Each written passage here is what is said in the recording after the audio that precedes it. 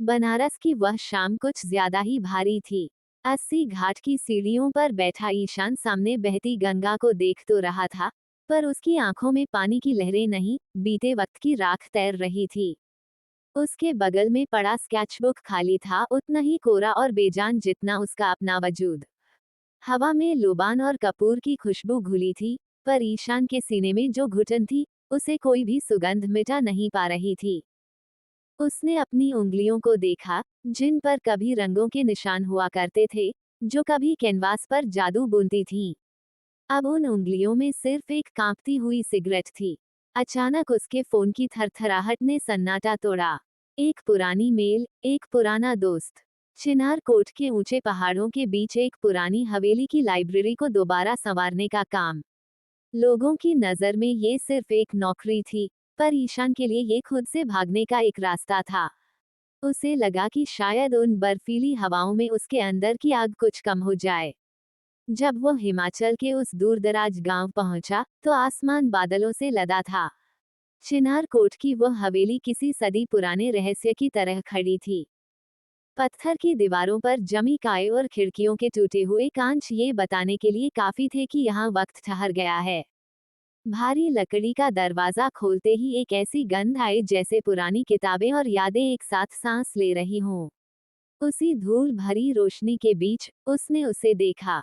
अमृता एक सीढ़ी पर खड़ी सबसे ऊपर वाले रैक से किताबें झाड़ रही थी। उसके हाथ में एक मोरपंख था, जिसे वह बड़ी कोमलता से पन्नों के बीच रख रही थी। जैसे ही उसने नीचे देखा, ईशान की सांसें जैसे थम गईं। उसकी आंखों में कोई चमक नहीं थी, बल्कि एक गहरा, शांत कुआं था। माथे पर वह लाल बिंदिया, जो सफेद कोहरे के बीच किसी डूबते सूरज की आखिरी किरण जैसी लग रही थी। तुम देर से आए हो, अमृता ने बिना किसी परिचय के कहा, जैसे वह सदियों से उसी का इंतजार कर रही हो। ईशान ने अपना बैग जमीन पर टिका दिया। रास्ते में धुंध बहुत थी। अमृता सीढ़ी से नीचे उतरी और उसके करीब आकर रुकी। उसके चलने से कपड़ों में दबी सूखी गुलाब की पंखुड़ियों की महक उठी। धुंध बाहर नहीं होती ईशान, धुंध अंदर होती है। बाहर तो बस बादल होते हैं। ईशान कुछ नहीं बोल पाया। उसने देखा कि लाइब्रेरी की दीवारों पर जो पेंटिंग्स टंगी थीं, वे सब बेरंग हो चुकी थीं, जैसे किसी ने उनसे जान खींच ली हो। अमृता ने एक खाली कैनवास की तरफ इशारा किया जो कमरे के कोने में धूल फांक रहा था। इसे भरने आए हो या अपनी खामोशी को और गहरा करने? उस रात ईशान सो नहीं सका। हवेली के बाहर देवदार के पेड़ों के बीच से गुजरती हवा ऐसी आवाज कर रही थी जैसे कोई रो रहा हो। उसने अपनी अटैची से अपना पुराना ब्रश निकाला। उसे छूते ही उसे वही पुराना दर्द महसूस हुआ, जैसे किसी जख्म को दोबारा कुरेद दिया गया हो। उसने खिड़की से बाहर देखा, जहां कोहरे ने पूरी घाटी को अपनी आगोश में ले लिया था। पर उस अंधेरे में भी उसे अमृता की वह लाल बिंदिया साफ दिखाई दे रही थी। वह बिंदिया एक उम्मीद थी या किसी आने वाले तूफान का संकेत, वह नहीं जानता था। अगले दिन जब सूरज की पहली मध्यम किरण लाइब्रेरी की खिड़की से अंदर आई, ईशान काम में जुट गया। किताबों के ढेर को हटाते वक्त उसे एक फटी हुई डायरी मिली। उसके पन्ने पीले पड़ चुके थे, पर उस पर लिखी लिखावट ताजा लग रही थी। उसने पहला पन्ना पलटा, जहां लिखा था, अगर मैं कल सब भूल जाऊं, तो क्या तुम मुझे फिर से मिलोगे? उसने चौंककर अमृता की तरफ देखा, जो खिड़की के पास बैठी धूप सेक रही थी। वह अपनी ही उंगलियों को ऐसे देख रही थी जैसे उन्हें पहली बार देख रही हो। ईशान को एक अजीब सी बेचैनी ने घेर लिया। यहाँ कुछ ऐसा था जो शब्दों से परे था, कुछ ऐसा जो उन पुरानी किताबों की जिल्दों में कैद था। अमृता, उसने उसे पुकारा। उसने धीरे से गर्दन घुमाई। उसकी आंखों में एक पल के लिए अजनबीपन की एक लहर दौड़ी, जो अगले ही पल गायब हो गई। हाँ, चित्रकार, क्या तुम यहाँ अकेली रहती हो? उसने एक उदास मुस्कान दी। अकेली कहाँ हूँ? ये हजारों कहानियां मेरे साथ हैं। बस डर इस बात का है कि जिस दिन ये कहानियां खत्म होंगी, मैं भी खत्म हो जाऊंगी। ईशान ने महसूस किया कि अमृता की आवाज में एक ऐसी थरथराहट थी जो पहाड़ों की सर्दी से नहीं, बल्कि किसी गहरे डर से उपजी थी। उसने उसी वक्त तय किया कि वह इस हवेली के हर कोने को, हर किताब को और अमृता की हर बात को करीब से जानेगा। उसे नहीं पता था कि यह खोज उसे उसके अपने ही वजूद के उस हिस्से तक ले जाएगी जिसे वह बनारस की गंगा में विसर्जित करके आया था। लाइब्रेरी का काम शुरू हुए हफ्ता बीत चुका था। ईशान ने देखा कि अमृता का वक्त के साथ एक अजीब रिश्ता था। वो कभी कभी घंटों एक ही पन्ने को पढ़ती रहती, और कभी कभी पूरी की पूरी अलमारी एक दोपहर में सहेज देती। ईशान अब धीरे धीरे उस धूल भरी दुनिया का हिस्सा बनने लगा था। उसने गौर किया कि अमृता हर शाम ठीक 5 बजे लाइब्रेरी के पिछले हिस्से में बने एक छोटे से बगीचे में जाती थी, जहां सिर्फ सफेद फूल खिले थे। एक शाम ईशान भी उसके पीछे पीछे वहां जा पहुंचा। अमृता एक पत्थर के बेंच पर बैठी थी और अपनी हथेली पर जमी उसको बड़े गौर से देख रही थी। ईशान को पास आता देख उसने अपनी मुट्ठी बंद कर ली। इन फूलों की महक बहुत तीखी है ना? अमृता ने बिना पीछे मुड़े कहा। इसे चमेली कहते हैं, ईशान ने जवाब दिया और उसके बगल में बैठ गया। लेकिन ये रात में ज्यादा महकते हैं। अमृता ने उसकी तरफ देखा, उसकी आंखों में फिर वही धुंध थी जो ईशान ने पहले दिन देखी थी। नाम में क्या रखा है ईशान? कल तक शायद मुझे याद भी न रहे कि इन्हें क्या कहते हैं। मेरे लिए बस इनकी खुशबू काफी है, जो मुझे बताती है कि मैं जिंदा हूँ। ईशान को उसकी बात अजीब लगी, पर उसने कुरेना ठीक नहीं समझा। उसने जेब से एक छोटा सा स्केच निकाला जो उसने छुपकर अमृता का बनाया था। ये तुम्हारे लिए है। अमृता ने उस कागज को लिया। स्केच में वह सीढ़ी पर चढ़ी हुई थी और उसके माथे की बिंदिया को ईशान ने अपनी चारकोल पेंसिल से बहुत गहरा उभारा था। कागज देखते ही अमृता के हाथ कांपने लगे। उसकी आंखों में आंसू भर आए, पर वह रोई नहीं। उसने स्केच को अपने सीने से लगा लिया। तुमने मुझे वह दे दिया जो शायद मुझसे छीन लिया जाएगा, वह फुसफुसाए। मेरी पहचान। ईशान कुछ कहना चाहता था, लेकिन तभी अमृता अचानक खड़ी हुई और बिना कुछ कहे अंदर भाग गई। उस रात हवेली में एक अजीब सा सन्नाटा पसरा रहा। ईशान को लगा जैसे उसने अनजाने में किसी पुराने जख्म की पट्टी खींच दी है। वह अपनी मेज पर बैठा रहा, हाथ में ब्रश था, पर सामने कैनवास अब भी कोरा था। उसे समझ नहीं आ रहा था कि वह यहाँ अमृता की मदद करने आया है या खुद की तलाश में। अगले दिन की सुबह कुछ अलग थी। सूरज बादलों के पीछे छुपा हुआ था और पूरी घाटी पर एक नीली सी चादर लिपटी थी।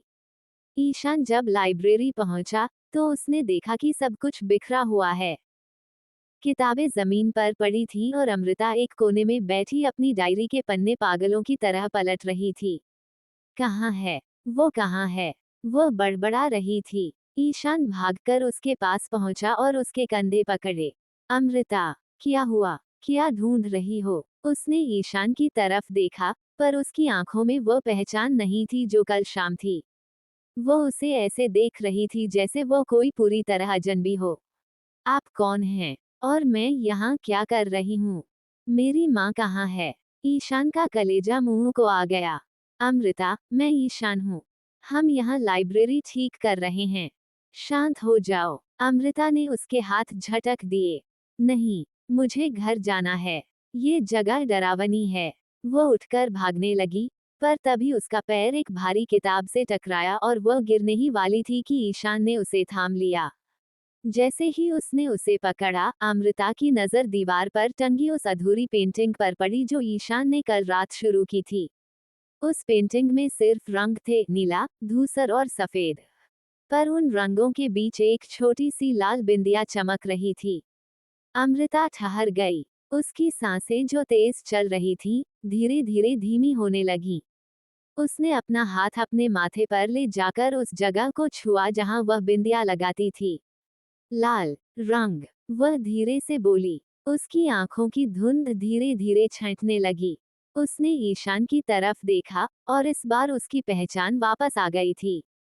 वह थककर फर्श पर ही बैठ गई और फूट फूट कर रोने लगी। ईशान ने उसे नहीं रोका। वह जानता था कि ये आंसू उस डर के थे जो वह हर रोज जी रही थी। काफी देर बाद, जब वह शांत हुई, उसने ईशान को सब बताया। इसे डिमेंशिया कहते हैं ईशान। पर मेरे लिए यह एक धीरे धीरे आने वाली मौत है। हर रात जब मैं सोती हूँ, मुझे नहीं पता होता कि सुबह मैं किसके साथ और कहाँ जागूंगी। मेरी यादें रेत की तरह मेरी उंगलियों से फिसल रही हैं। ये लाइब्रेरी, ये किताबें, ये सब मेरा सहारा हैं।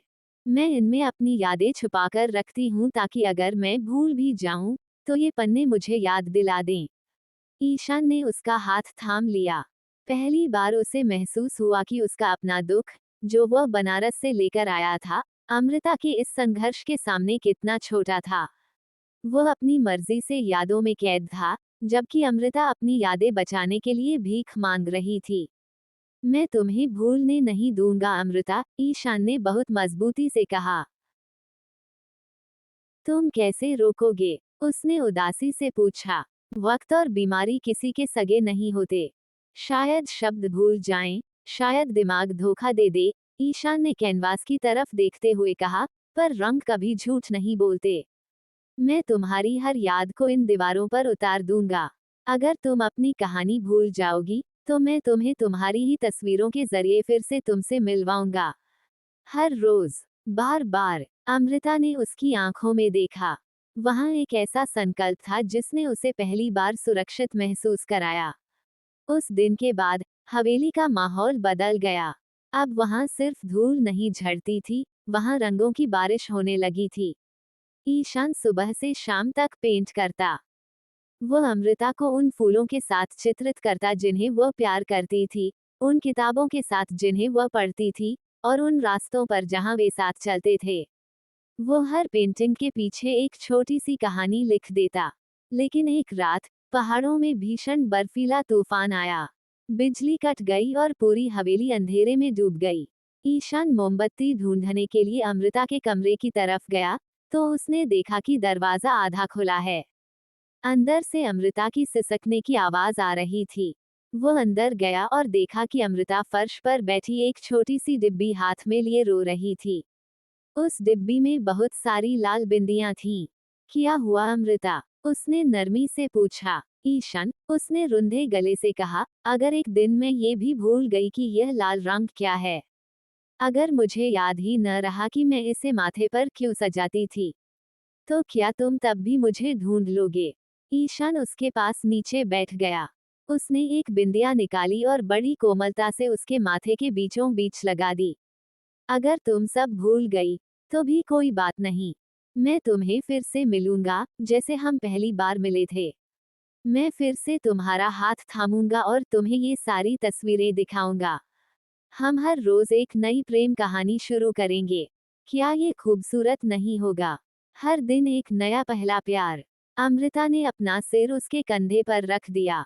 बाहर तूफान गरज रहा था, पर उस कमरे में एक अजीब सा सुकून था।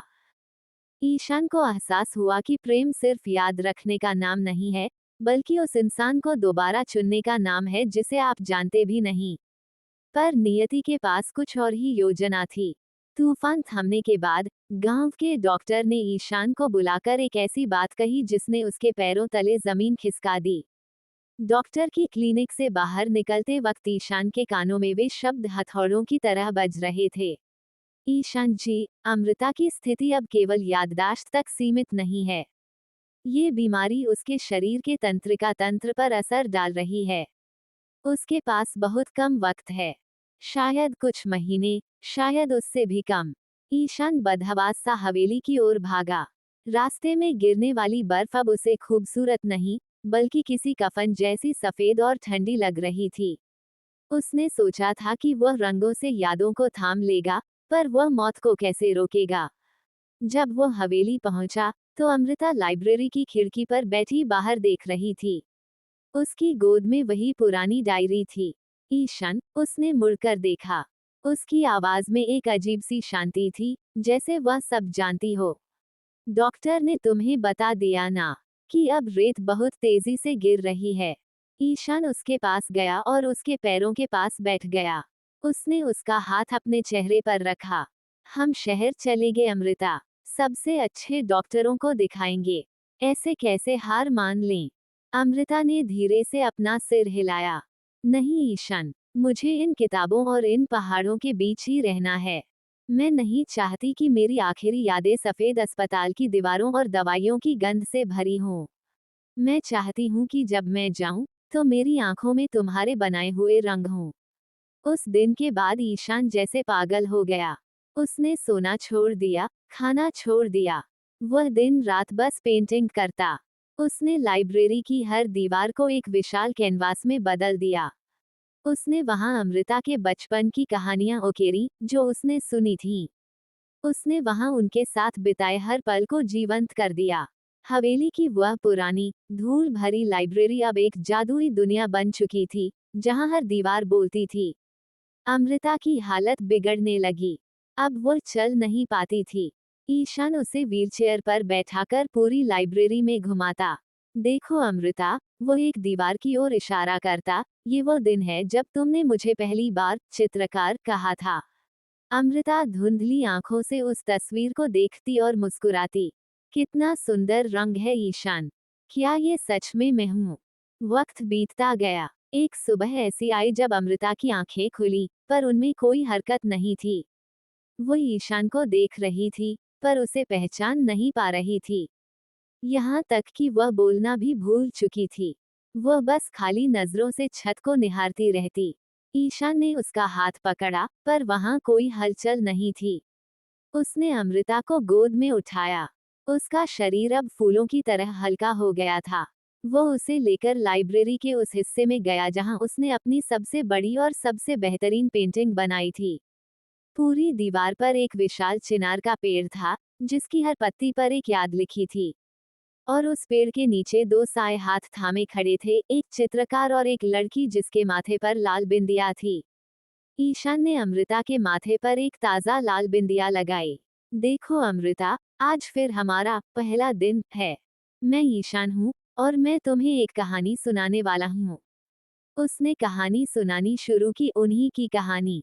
जैसे जैसे वह बोलता गया, अमृता की सांसों की लय धीमी होने लगी। उसने ईशान की कमीज को अपनी कमजोर उंगलियों से धीरे से भींचा। उसकी आंखों के कोने से एक आंसू निकलकर उसके गाल पर ढलका। उसने ईशान की ओर देखा, और एक आखिरी बार उसकी आंखों में वह पुरानी पहचान लौट आई। वह पहचान, जिसमें सिर्फ प्यार था। उसने बिना कुछ कहे अपनी आंखें मूंद लीं। उसकी पकड़ ढीली हो गई। चिनार कोट की उस लाइब्रेरी में एक गहरा सन्नाटा पसर गया, जिसे सिर्फ बाहर बहती हवा की सरसराहट तोड़ रही थी। महीनों बाद, वह लाइब्रेरी अब एक म्यूजियम बन चुकी थी। लोग दूर दूर से उस अमर प्रेम की गैलरी को देखने आते थे। वहां कोई गाइड नहीं था, बस दीवारों पर बनी तस्वीरें ही सब कुछ कह देती थीं। ईशान अब भी वहीं रहता था। वह बूढ़ा नहीं हुआ था, पर उसकी आंखों में सदियों का ठहराव आ गया था। वह रोज शाम को उसी बगीचे में जाता जहां सफेद चमेली के फूल खिलते थे। वह अब पेंटिंग नहीं करता था। उसने अपना आखिरी ब्रश अमृता के साथ ही विसर्जित कर दिया था। अब वो बस लिखता था। एक दिन एक छोटे बच्चे ने उससे पूछा, बाबा, आप यहाँ अकेले क्यों रहते हैं? क्या आपको डर नहीं लगता? ईशान ने मुस्कुराकर उस विशाल चिनार के पेड़ वाली दीवार की ओर देखा, जहां सूरज की आखिरी किरण अमृता की पेंटिंग वाली बिंदिया पर पड़ रही थी। मैं अकेला कहाँ हूँ बेटा? उसने धीमी आवाज में कहा। वह तो यही है। जब तक ये रंग हैं, वह यही है। लोग कहते हैं कि मौत सब कुछ मिटा देती है, पर सच तो यह है कि जो प्यार रंगों और शब्दों में उतर जाता है, उसे खुदा भी नहीं मिटा सकता। उसने अपनी जेब से वही पुरानी डायरी निकाली और आखिरी पन्ने पर एक लाइन लिखी, जो उसने अमृता के लिए बचाकर रखी थी। मिट्टी तो मिट्टी में मिल जाती है, पर रूह का रंग उन्हीं के पास रहता है जिन्हें हम बेइंतहा चाहते हैं।